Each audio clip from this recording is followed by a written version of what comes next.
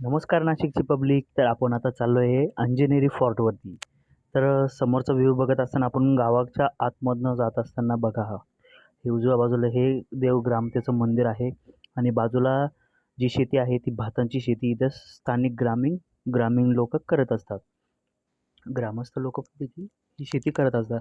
जात असताना आम्हाला बरेचसे ग्रामस्थ भेटले आणि आम्ही आता चाललो आहे. तर हे बघा, पुढे जात असताना आम्ही चालत्या गाडीवर व्हिडिओ लास्ट टाईम आम्ही जेव्हा इकडनं प्रवास केला ना, तर आम्ही पायी चाललेलो होतो कारण ट्रॅफिक खूप होती.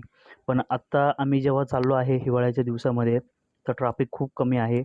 आता चाललो आहे आम्ही वरती. सो गाईज तुम्ही व्हिडिओ बघत राहा. तुम्हाला लास्टपर्यंत व्हिडिओ दाखवतो आहे मी. हे बघा आमच्या पुढे देखील काही भक्त चालले. आता आम्ही आज चाललो आहे गावातून, अंजनेरी गावातून. हे बघा आपण आता चाललो आहे गावामधनं.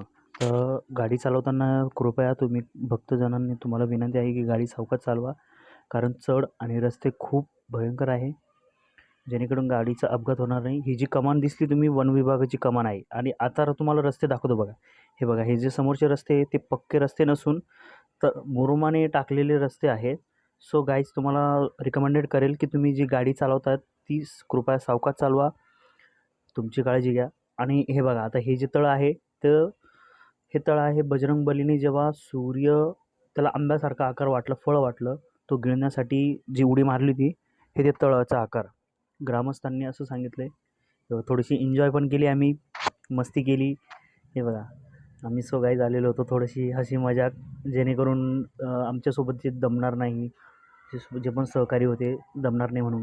हे बघा तुम्हाला नजारा दाखवतो. व्ह्यू बघा तुम्ही. अत्यंत खूप छान आहे. आणि इथून पण अजून वरती आहे. पायऱ्या तर खूप भयंकर आहे. काठीच्या सहारे आम्ही थोडंसं चाललेलो. हे बघा, हे बघा.